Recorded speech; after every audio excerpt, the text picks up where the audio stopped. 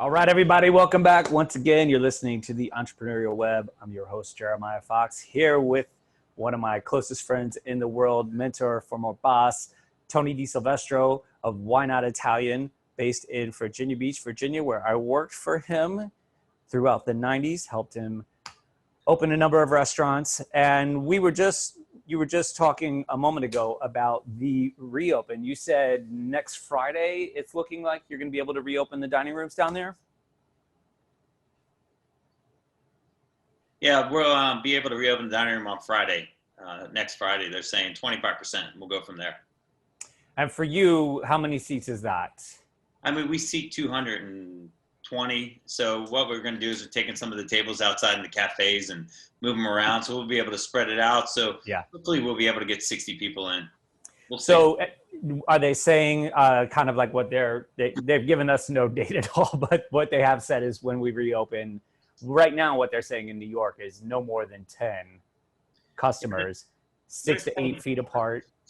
I think it's going to be 25%, Jeremiah. So 20% of your capacity. But if you're a small restaurant with tables, it's going to be almost impossible because you still have to have the distancing. So it's going to be That's what I was going to ask. So are they making you distance as well? Oh, yeah. 6 feet apart. Yeah. So it's like every other booth. Right. Right. But you've got your place kind of meanders and goes around. So and we're setting up new tables outside too. So we're able to spread out outside. Right. Thankfully, like the weather's getting warm. I'm about to do the does the outside seating fall into the capacity regulations? It does. Yeah. So it's like 25 total. It's whatever you're rated for fire. I'm assuming that's how they're going to do it. Gotcha.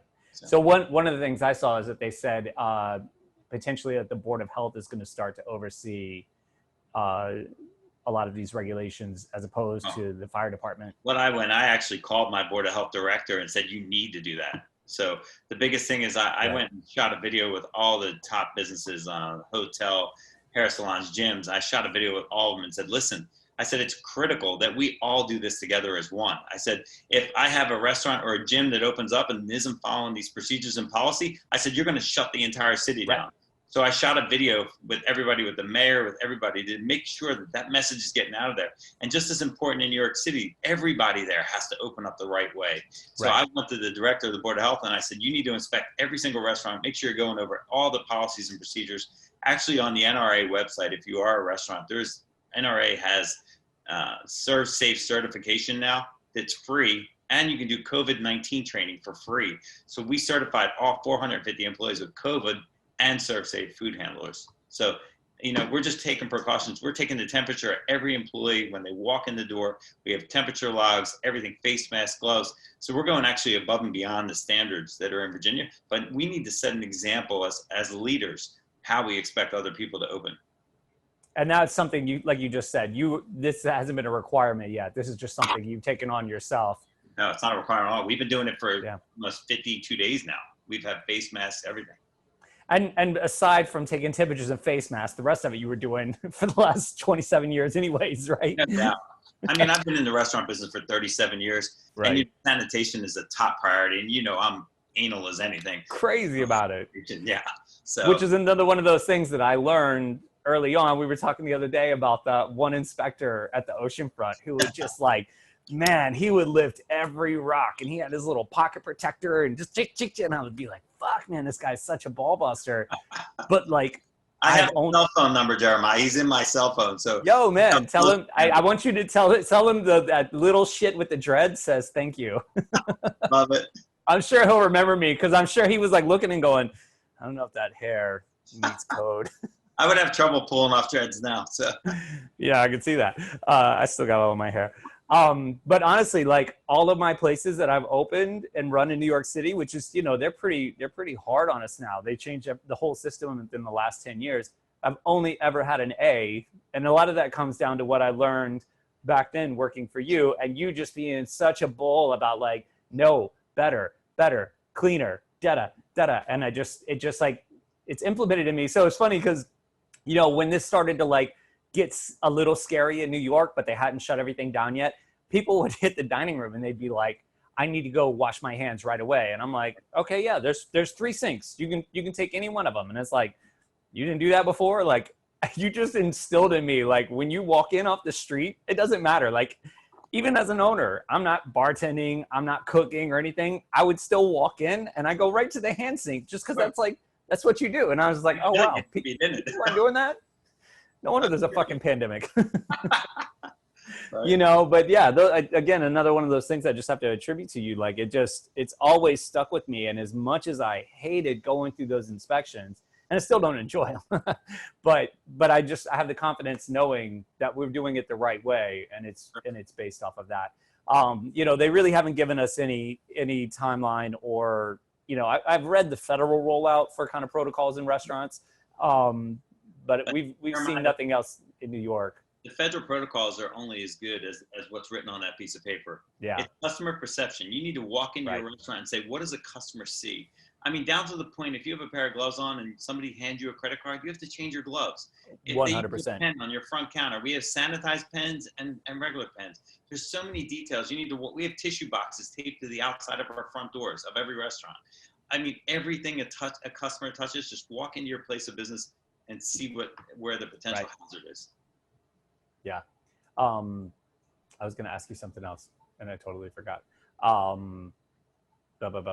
don't know. What else do you want to say? That one slipped away. We'll get back to that. That's okay.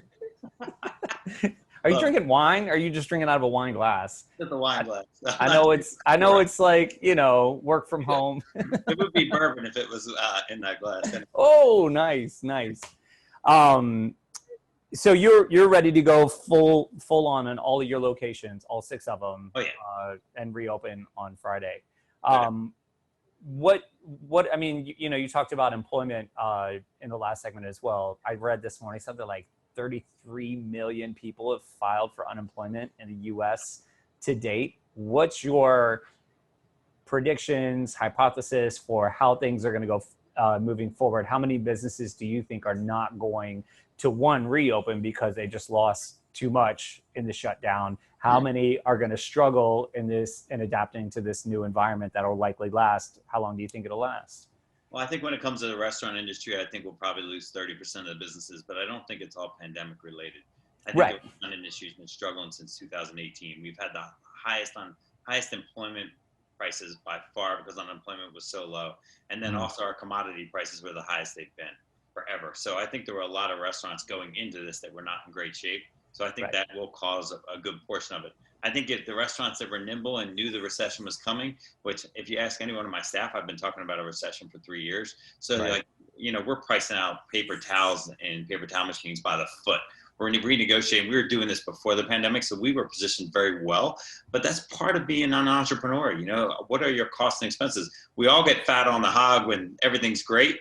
And I've been there myself. We all do it. But you have to be able to predict and see what's going to happen going forward, your budgeting, your projections, everything.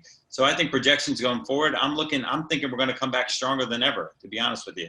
After the 2008 recession, I mean, I had my best 10 years ever in the restaurant industry. But, you know, we were prepared for it. And that's what it was. We were preparing for a recession before 2008. So it's really, you know, going back to your core values and your core process and acting like you're just opening your restaurant tomorrow. And that's what I'm kind of sending out to all my owners. I'm like, these restaurants are brand new. This is a grand opening. How are we performing? So that's fascinating what you just said. Because if you ask my staff, same thing for like 2 to 3 years now. I think you planted that seed also. Something's coming, and like, don't get like things. We had a nice little turnaround, I'd say, over the last 6 months where it was like struggle. And then things kind of like shifted and everybody was like, yeah. And I was like, hey, don't get comfortable. This shit could turn on you any moment. In fact, I think something's coming. We need to think ahead and plan. And that's the only way we've survived, just because I've had that mentality that staying nimble. Yeah. Like what do you always say? Tighten the belt. Exactly. Tighten the belt. I like to stay skinny. I like that beach bod. I'm good. I'm doing good.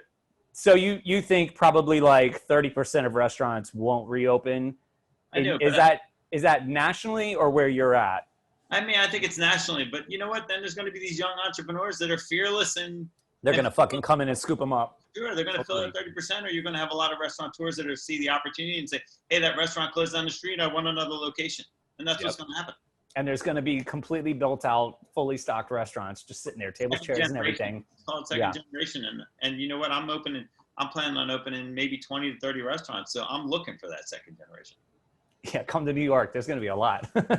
I think what they said here, it was like a local restaurant organization. Their prediction was if it lasted 4 weeks, 30% wouldn't come back because of like what you said, pre-existing conditions. Shit was already fucked up. They were struggling anyways. You know, I was saying to one guy a couple of weeks ago, it was like a lot of restaurants, one banana peel was enough to just like, you're just like ready to go. Now they're just falling from the sky, you know, and it's just like a lot of people can't get their footing. And then they said if it lasted 8 weeks, you'd be down. It'd probably be like 45% of restaurants wouldn't come back. And then if it lasted up to 6 months, which is certainly possible here where you can't fully operate a dining room until September. I don't see how they're planning on getting back to that before then, that only 30% of restaurants in New York City would remain after 6 months of not being able to open at full capacity. Imagine people listening to what we're doing right now, how much that will help them. Because I hope we need to make people think and realize what they are doing, because there are ways to sustain your business and keep moving forward. You know, you're doing an amazing job. Just a little food market you have out in front, man. It's really cool. And to watch you as a young man that I've known for a long time do what you were doing with the hospitals and just following that suit, man, it's been really cool. Really cool.